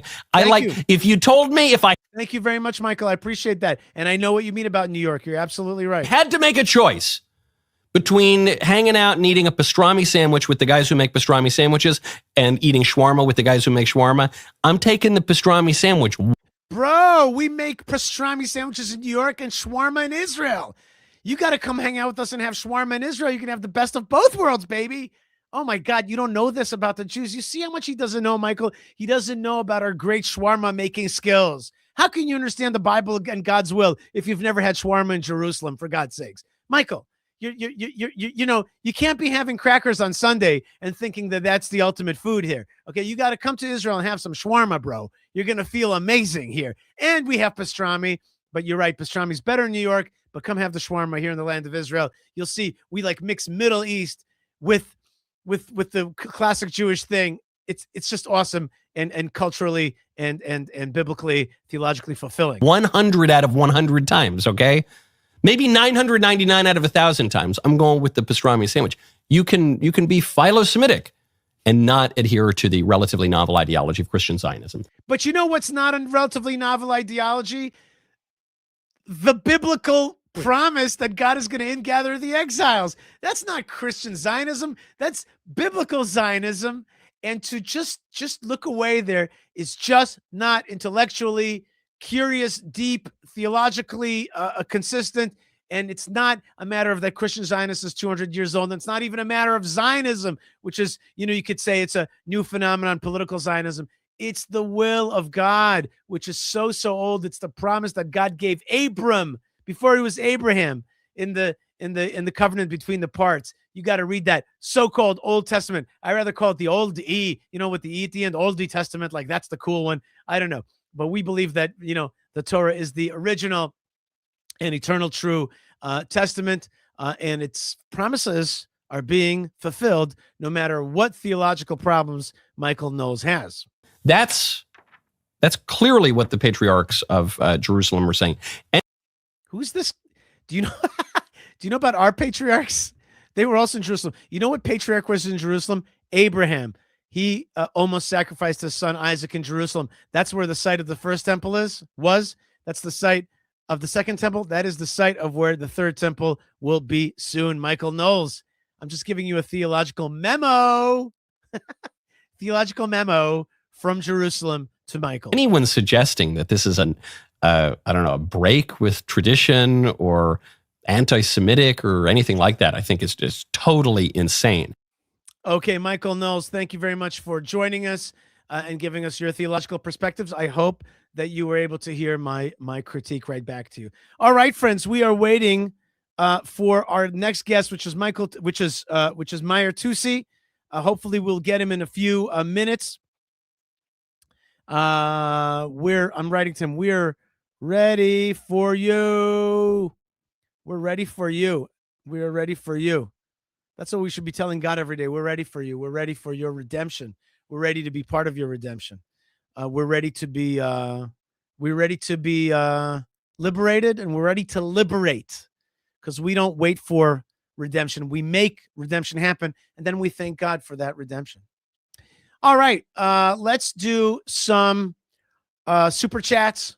Let's wait for a few more minutes for Mahyar Tousi to join us. We're very excited to have him. He's in the middle of central London right now. So exciting to understand what's going on with these Iranian protests around the world. In the meantime, yes. He said at 7 o'clock your time, he said 30 minutes. So that should be about 10 more minutes ish. Right. And then he So writes to me hang in coming there. on soon at Oh, 7:05, 7:06. So we'll try to get him. We'll try to pick him up. In the meantime, our beloved, lovely guests and friends that are with us right now in Gathering the Exiles here on digitally, let's talk a little bit. So if you want to, if you want to put up any of the comments, especially super chats, we so much appreciate it. Wendellum writes, Yishai, I just want to tell you how much I love your people. I'm sure many people were moved by how the Jewish people reacted to October 7th. It was so obvious how much Jews cherish life. We cherish life. You're right, Wendy. And we cherish life because it's godly. And because through this life, we get to perpetuate his name and his ideas and his knowledge and his innovations and his miracles and his technologies and all the things. Science and technology don't contravene God. They're God's knowledge that he's sending into the world through his beloved ones, through ones that he asks to seek out through this world. I think one of the greatest metaphors. Writes Lebel 8124 with a super chat. People need to understand Israel is saving the world. Thank you very much. It's a beautiful thought. A metaphor for this world is Super Mario Brothers. Super Mario Brothers is a great metaphor for this world because you got to get out there and do good, get rid of bad guys. You got to stomp on them. And there are many things that are going to give you like growth, spiritual growth through getting closer to God, learning Torah. You just become more, you become big. And then there's a lot of hidden stuff. You got to sometimes press the down button on the pipes, go down, pick up those coins, pick up the little messages. Sometimes you got to swim and you come back up and you got to keep going forward until you rescue the princess. That princess is the third temple. The princess is God's presence in this world. So there's a lot of hidden stuff in this world, and it's not going to come automatically. It's not going to be like game over. It's going to be many scenes, and you're going to fall. And sometimes, as a people, you're going to fall. You got to get back up again. So that's the theory of Super Mario Brothers. And you see this guy right here. He gives me a lot of strength. This little Super Mario Brothers go-kart. You see, he's just go-karting around this world and making this world a better place through getting rid of bad guys and going fast and making it happen. I also have here a Pikachu. You see this Pikachu? He gives me strength, Pikachu. All right. He's got to be out there with a little lightning tail. That's what I feel like sometimes. I feel like my tail's on fire and that I have a lightning tail. In any case, that was some silly stuff, but important stuff. We got to have a lot of strength. We got strength already today from the news. Thank you, Pierre. Without even saying anything, just says, gives a super chat. Thank you so much, Pierre. And God bless you. And God bless all the good folks around the world. Okay, we're waiting for our guests. Don't worry, it's live TV. Don't worry, I always have stuff. I have always more stuff ready to talk about and to show you. Even though we're on live TV, I always have stuff ready to go. So don't worry. Oh, check this out. My good friend Arya Moskowitz lives in Vermont, and he's a Jew, and he's been fighting the apartheid measures and the anti-Israel stuff that's happening in Vermont. Okay, he's in a fight with the city of Burlington and their police department for inaction related to anti-Semitism and threats coming from a City Hall security guard. Let's listen to Arya Moskowitz as he tries to talk to the council in Burlington and in Vermont about the stuff that he's facing there in the United States, in the most liberal and progressive place, which you would think that would be the nicest to Jews because they're so liberal and progressive and open-minded. They have become anti-Semitic. Isn't that sad? Progressive has become anti-Semitic. Here's Arya Moskowitz talking to the council there. Hi, members of the Burlington City Council. My name is Ari Moskowitz. I am here because the mayor's office has refused to answer a basic and serious question. And I'm asking this council to formally investigate. In April, during Holocaust Memorial Day, the City Hall security guard sent me anti-Semitic and threatening messages. It was hate speech and intimidation by someone contracted to protect City Hall. What followed is just as disturbing. I submitted multiple handwritten complaints to the mayor's office and testified publicly before this council, yet Chocolate Thunder Security was never notified by the city. Not immediately, not months later.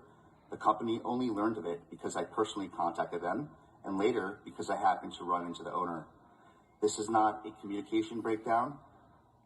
This is a total failure, and there needs to be accountability.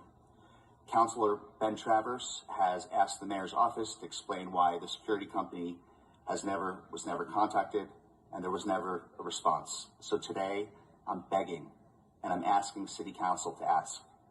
I respectfully request a formal council investigation into why my complaints were not acted on, who decided not to notify the contractor, and whether City Hall has adequate procedures when residents report hate and threats by city personnel. This is about equal protection and public safety.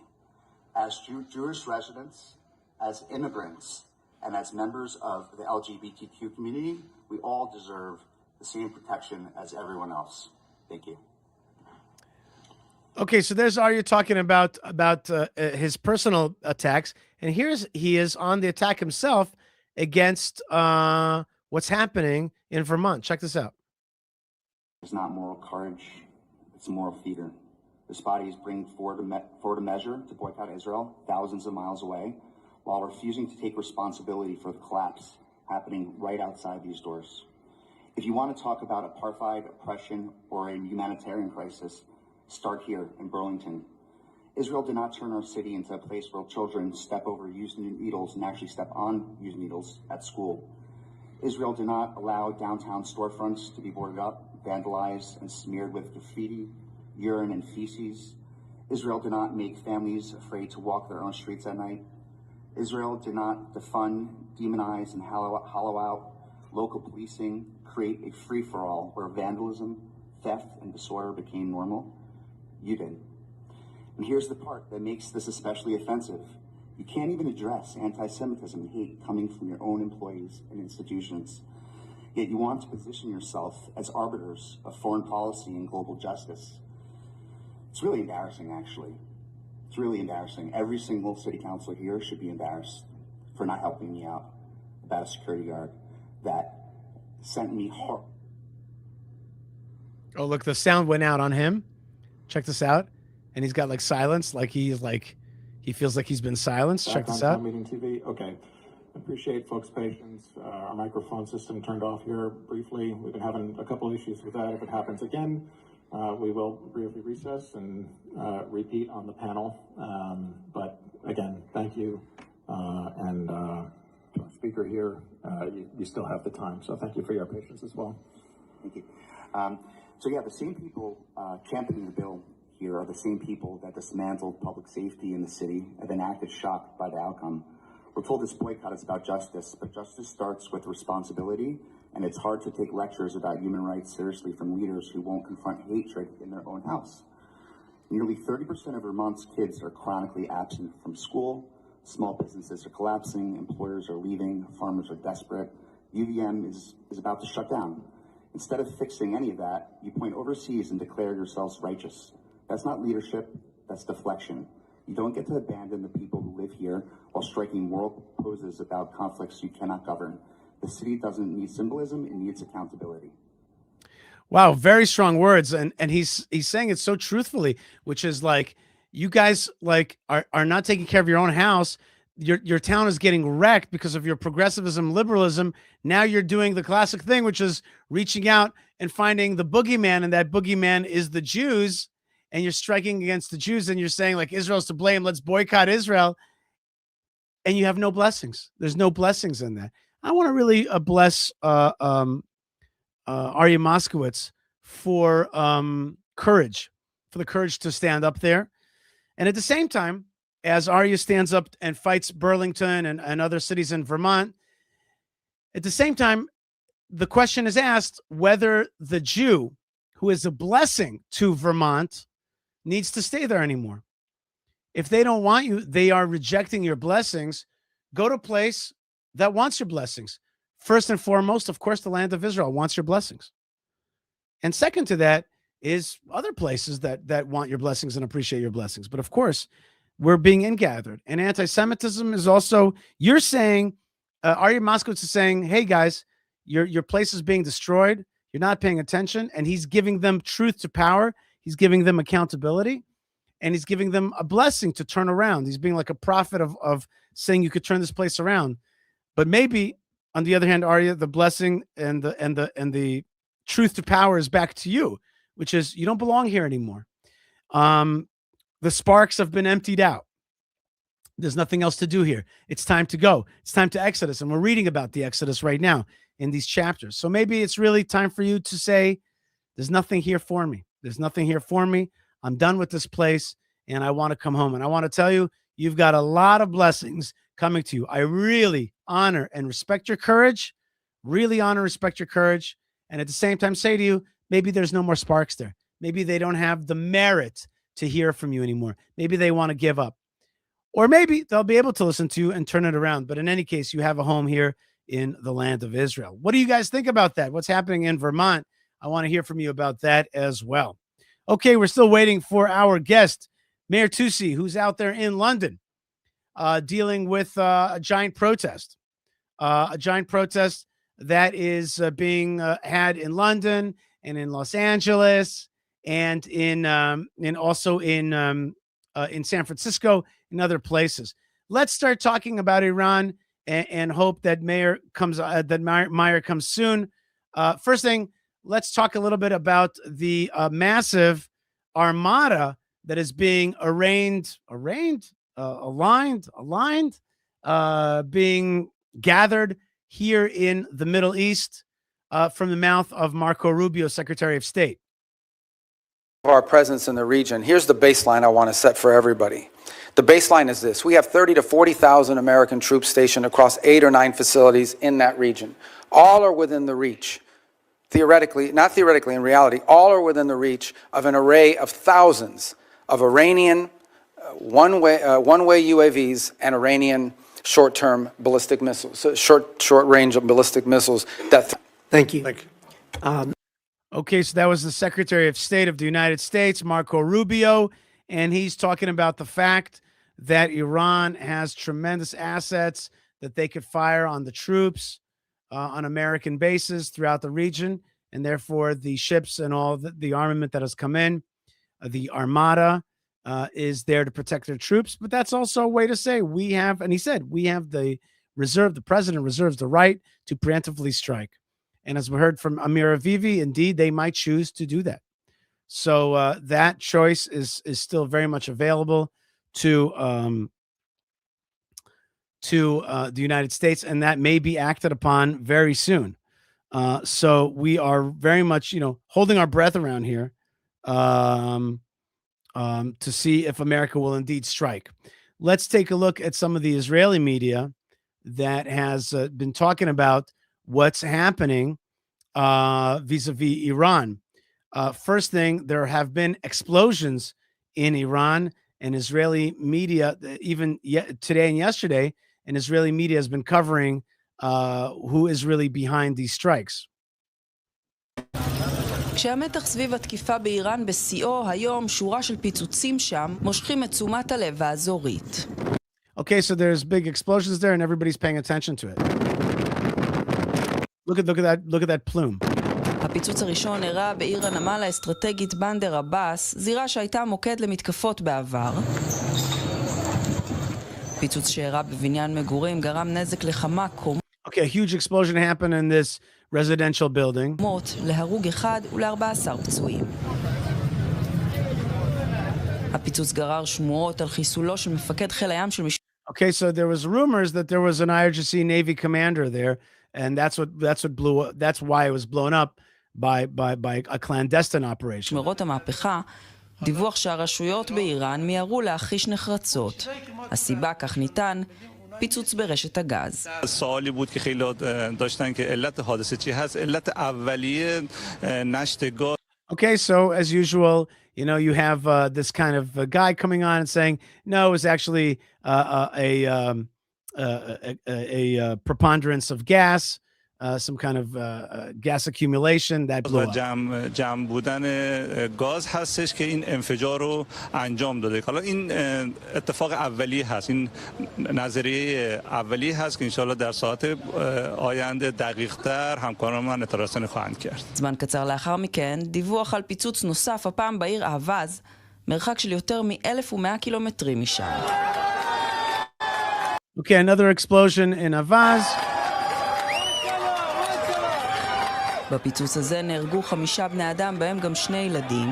התקשורת הרשמית באיראן טענה כי גם במקרה הזה מדובר Okay, so another explosion, and the Iranian government saying that it was also a gas explosion. And we're going to have to pause this news from Iran to hear from somebody who's been telling us the news of Iran more than anybody else, and that's Mahyar Tousi, who has been such a force in broadcasting, which has been just amazing. He's a British-Iranian political commentator, YouTube personality, founder of the independent news platform TousiTV, born in Tehran, raised in London. He came to the UK as refugee, him and his family. He's got over 1 million subscribers, talks about global politics, cultural issues, and he's campaigning for freedom of speech, democracy, and Western values in Iran. And his right now in Iran, I just lost him. Where did he go? Oh my gosh, he was just coming on and I lost him. Where did you go? Oh my gosh, I was just introducing you. Lost you. What happened? Oh man, just happened. Okay, what happened? I wrote to him to click the link again. Sometimes that happens if you're out and there's not a lot of coverage. So he'll click it again. Okay. All right, so let's do that. Live TV, folks. Live TV. That's how much I love you. I'm going live and I got to deal with the stress. You don't have to deal with the stress. You're just sitting at home or at your job, not paying attention to work, hanging out with me, which is fine. I'm totally okay with that because we're in Gathering the Exiles. Although it is Sunday, so you're probably not at work. So all that I said, scratch that. Let's get back to the video that I was showing you, and hopefully Mayor will come back. עוברות כמה שעות ודיווח נוסף על פיצוץ בעיר קום מעלה את רמת הדריכות. הסיבה שם איננה ברורה, ויכול להיות שמדובר בשריפת קוצים. על רקע הפיצוצים הללו, בטהרן בין... Look at this. Look at the videos that they show over there. Look how they teach what they're teaching their young people. מפגינים שרירים. وقتی میگن خیبر شکن تو اولین تستش یه چادر 6 نفر رو زده، وایزمن واسش کاری نداره بخواد بخوابونتش. موقعی که از زمین بلند شد، از تاد رد شد، از پاتریوت رد شد، از گنبد. All right, I am pausing. Mahyar Tousi is now here with us. Let's pause this report from Iran from somebody that is really an expert on Iran. That is such an honor to have him on. Mahyar, are you there? Hang on. I hear you, bro. Might be me. We hear you. I can't hear you guys. One second. I wonder if it's me. Sorry, guys. No worries. Okay, we hear you. And Mahyar Tousi is right now. Might have to come back out. Well, sorry about this. No worries, mate. Okay, we'll do it. You can do it. Come back in, come back out. We'll wait for you. Oh my gosh. Tousi is very knowledgeable indeed, and Bezrat Hashem will hear from him. Not simple to do live TV, and very, very important. Here we go, folks. This is it. This is going to happen right now. Mahyar Tousi, are you there with us? Still can't hear. What's going on? We hear you great. We hear you. Can you hear me? Yeah, we hear you. We hear you. We do hear you. I can't hear you. Let me try this again. 1 second. Okay, one more time. Put the AirPods back on. Technology's not going. Hello, can you hear us? I can hear you. Yes, but I Mahyar Tousi, you didn't hear it, but I gave you a beautiful introduction. You're doing great and amazing work, really broadcasting to people about what's happening in Iran and general Middle East news. You were just at a protest right now in London. There's a protest in Los Angeles. There's a protest in San Francisco. the Iranian pro real Iranian communities, trying to get out the message of what the hell's happening in the streets of Iran, that the people are begging for freedom. People are being murdered in the streets, and there's just not enough anger. There's not enough passion. Say the word Palestine, everybody comes out. Say the word Iranian people. How many people, have been killed there? 20, 30, 40, 50,000 in the streets in the most awful way. We don't know anything about it. You've been on the cutting edge of letting people know about it. Tell us what you're seeing at this protest. What are people feeling? Are the people of the world hearing your message? Well, thank you so much for having me. Apologies for technical issues. It's actually what you said is absolutely spot on, and I'll give you an example of why we are in a big problematic world. Because yesterday in London, we had the members of the IRGC and members of Hezbollah coming out with their flags, and they were allowed to do whatever they want to do. They had their march, open march. The police helped them. It was great for them. Today, in the same area in Westminster, outside Parliament, the Iranians, with the help of the Jewish community and the British patriots, decided to do the same thing. But the police made it extremely difficult. They blocked them, they put them in a pen, they put barriers, and then when the second group of protesters tried to join them, the police didn't let them. So we live in. I did make a speech earlier at the protest, and I did say that we are currently out in London, which is the home of the IRGC, at a time when even Canada and the European Union have designated the IRGC as a terrorist organization. We have the British state, with the help of Sadiq Khan as the mayor of London, helping the IRGC have fun. And they can do whatever they want to do. The Palestinian supporters, they can do whatever they want to do. But if the Jews or the Iranians want to have a peaceful protest, we're not allowed. That's the problem. Well, let me get this straight. Your family runs away from Iran to go to a place of freedom in the UK, right? With Western values, freedom of speech, freedom of religion. And now these bad guys are taking over London and making their home there and shutting you down. You're going to have to keep running away until you come to Israel. What's going to happen? So people say that I'm radical. Sometimes I'm controversial. But if you think I'm radical, you should meet my mother, because my mom, who escaped Iran, fled Iran to come to Britain. If you had her on the channel right now, your channel would get cancelled, because she's absolutely furious. That she keeps saying that just like what you said, Maya, I literally escaped that country to come to the West, and now they're following me here, and the government in Britain is basically helping them. I've had my issues personally. They tried to kidnap me from outside my flat in central London a couple of years ago. The Metropolitan Police said, we don't have enough resources to keep you safe. So it's up to you, basically. And I've had many other issues. Obviously, my address was leaked, and I got doxxed, basically.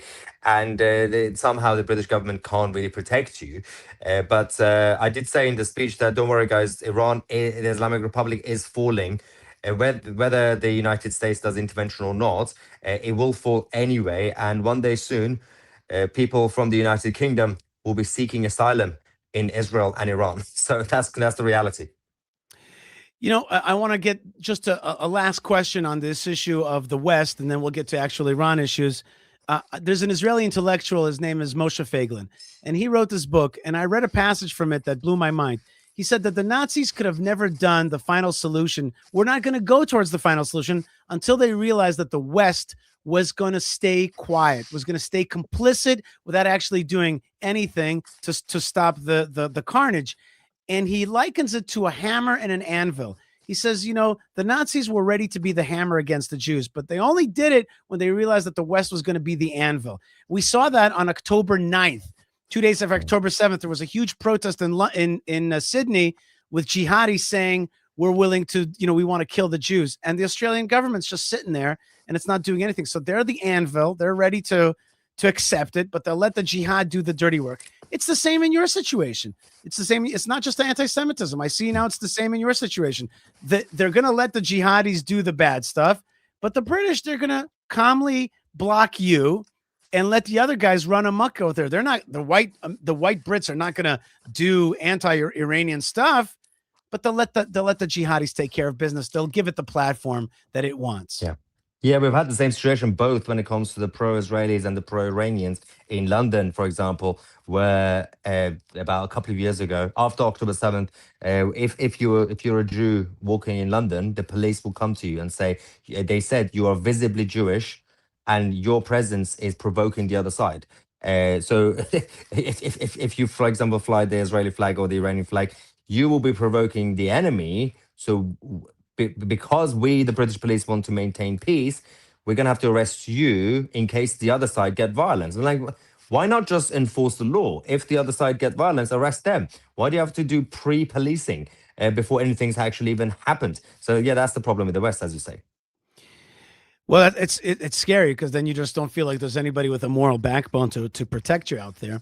Mahyar Tousi, how many people were murdered in the streets in this protest round in Iran and Tehran and the other cities? I'm afraid we're never gonna know the real number unless the regime falls soon, and then there will be a proper investigation. But the numbers from inside the government themselves have now increased to 85,000.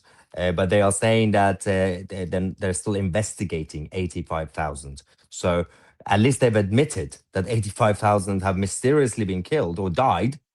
But they haven't actually said 85,000 are definitely murdered, but they're saying, yeah, they suddenly died during this period. So we are investigating this. So if that's the number coming from them, obviously they're officially saying, oh, it's about a couple of thousand, few thousand. Then I'm afraid this could be well above 100,000. The evidence that we've seen from the videos in each area, each hospital, local hospital, where you have thousands or like hundreds of bodies on top of each other. They're definitely not to undermine what happened in the 1940s, obviously, and the Holocaust. But when it comes to any sort of modern internal conflict or any sort of repression, this is insane. The numbers are insane. Wow. And we've never had anything like this. Again, when it comes to the proportion, since the actual Holocaust itself, we haven't seen anything in a short space of time. One-sided war, one side obviously armed, the other side unarmed, and they're just systemically killing people just because they are Iranian.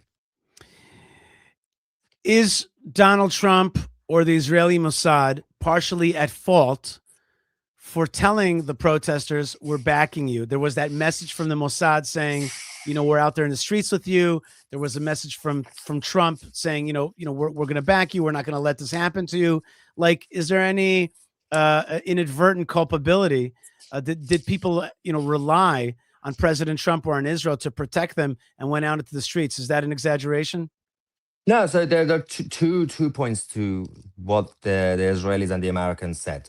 So a lot of people are obviously rightly so emotional right now. They are angry, they are impatient, but also it's the liberal media in the West that are making it worse by basically saying, hey, Trump and Israel promised you no, not promised. Israel and America told you to come out, and it's their fault.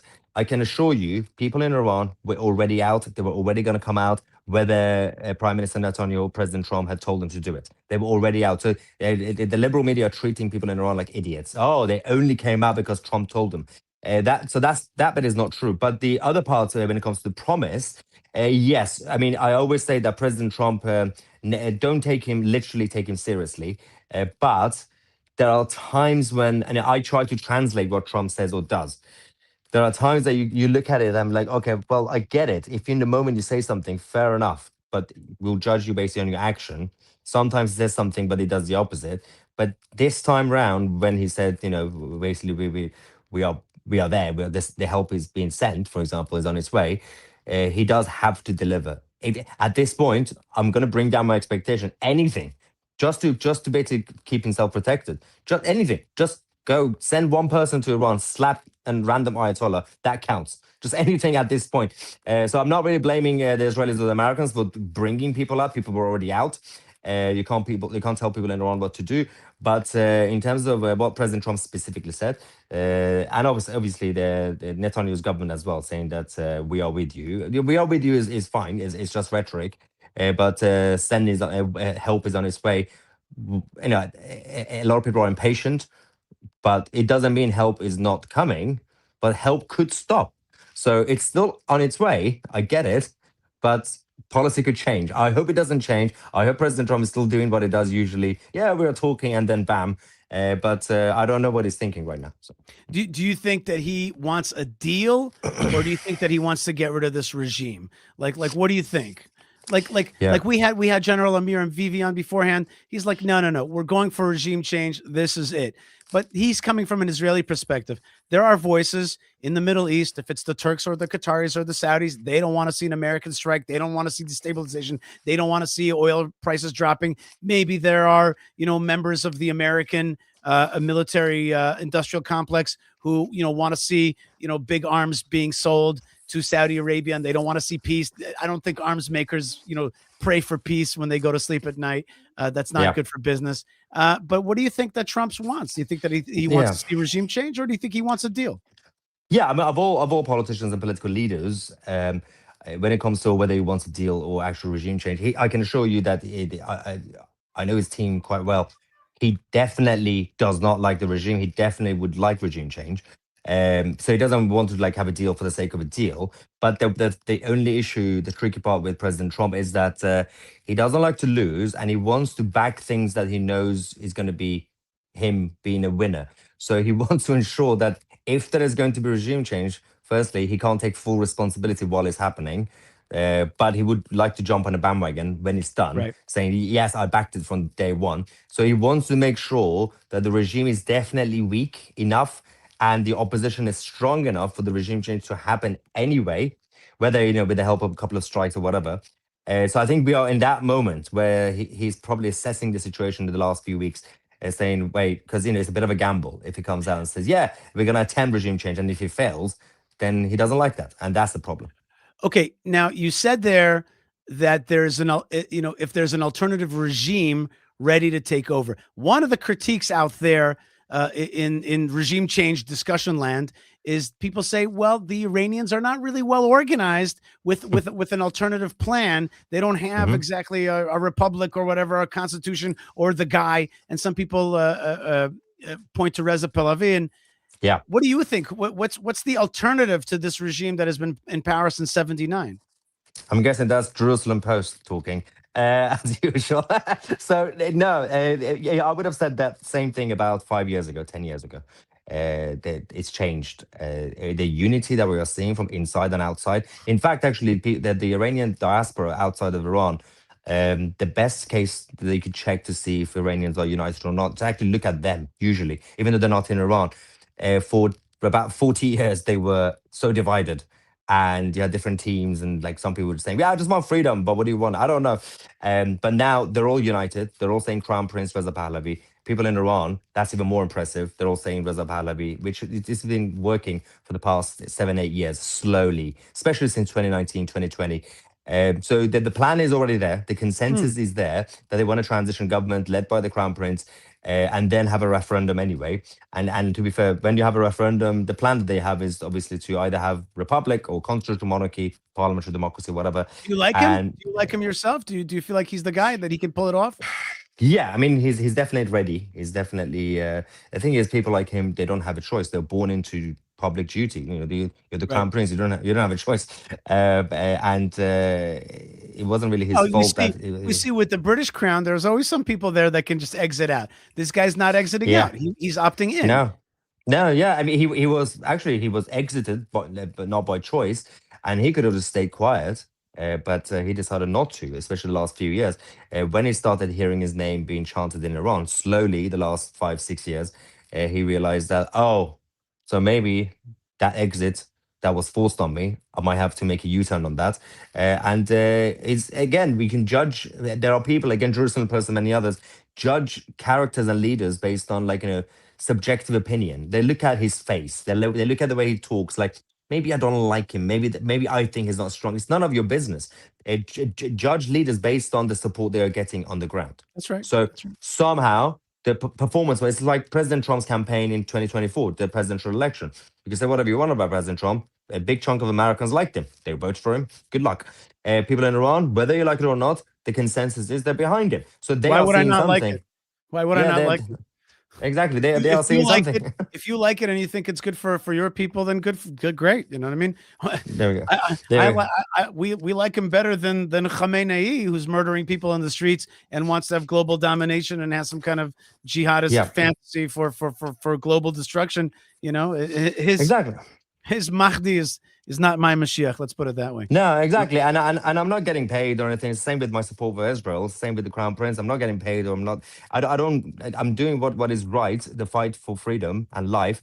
And I don't really ask for much. All I want is a statue with a big head and and a knighthood, and probably let me run the state TV. That would be great. Thank you. Well, you're doing a great job through TousiTV for sure, and really millions of people are watching you.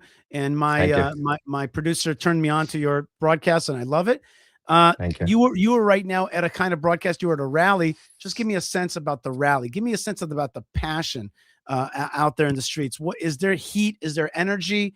Is the Iranian expat community in Los Angeles, Tehran, in San Francisco and London, are they pushing hard? You know, they could do even more, but the fire is back. Last weekend, when you had all these international protests, I could see sadness and depression, and people were down. This weekend, the fire is back. I don't know what's going on, but everybody's fired up. Everybody's angry, but rightly. So I did make a speech, and I said, focus on your anger on the right thing. You can mourn, you can be sad, you can cry after the war. Right. But again, Well, learn from the Jews. It's easy to mourn. Yeah, well, it's easy to mourn. It's easy to be sad when 100,000 of your own people are murdered in the streets for fighting for basic rights. You could really get upset about that. You know that you probably, you probably know somebody. You know, I want to tell you that I know this is a kind of silly story, but it's just a personal story for me. I've told the story before. I was in Florida buying some suits at a department store, and this lady was like really helpful to me. She was like really like being very nice to me, an older lady. And I just said to her, like, where are you? What's your deal? And she's like, I'm Iranian. I'm a Persian person. I'm not Jewish. She told me. I said to her, are you Jewish? She's like, no. And she says, but I know that she recognized, me somehow. And she said, I know that you're going to fight for a strong Israel and also for the freedom of our people. And then she says, you don't know what they do to our people. They take our beautiful boys down into dungeons and they poke out their eyes. She said that, I don't know why, it triggered something in me. It was so visceral, and her interest in helping me was so strong, and I felt the fight. I felt the fight. And I know that Israel has been fighting against the Iranian regime for its interests, but also in another way, which is something that I've been calling liberation nation. I think that Israel has got a strength, and it's got an obligation to fight against evil in our region and to liberate the people of Iran from this evil that we just saw how ugly that evil showed itself. No, I agree. And I think people in Iran appreciate the Israelis, because they didn't ask Israel to help. But the Israelis and the Jewish nation were always going to get involved anyway, because not just because it's the interest of Israel, obviously, but also every single time we hear from the Israelis that they don't forget Cyrus the Great. So this is payback time, basically. I got to tell you, when Reza Pahlavi put out this tweet or whatever, I don't remember what it was exactly. He's like, yeah, we helped the Jews 25 centuries ago get their temple. I was like, I don't know why. I was like, this is one of the greatest political moments in modern times. Like, yeah, we remember we helped the Jews 25 centuries ago. And I think there is an alliance of ancient peoples. I think there is an alliance of ancient peoples, the Indians, the Persians, the Jews, and there's others, of course, that are ancient peoples on their land. And that's an amazing thing. And we appreciate, we want to help you guys get liberated. And if you don't mind helping us, 25 centuries later with that third temple thing, that would be great. We're really excited for that. Absolutely, why not? Thank you very much. Actually, I think that a liberated Iran really means a liberated Middle East. It means it means freedom for so many millions of people, for so many different folks, including the Kurds and many other people. It really could be. It could be a better world. We have to start believing that it could be a better world without an evil Syrian regime, without an evil a Houthi regime, without their and of course they're always suppressing their own people. These people, they're always suppressing them, are they not? Absolutely. I mean, but I still believe in a brighter future. So hopefully we'll get there together. Thank you. Okay, Mahyar Tousi, you've had a long day. You've been protesting out in London. Keep that fire going, and with the help of God, there'll be some clarity soon, and the air will be cleared. Evil will be gone from this world, and all those martyrs that were killed will have not died in vain.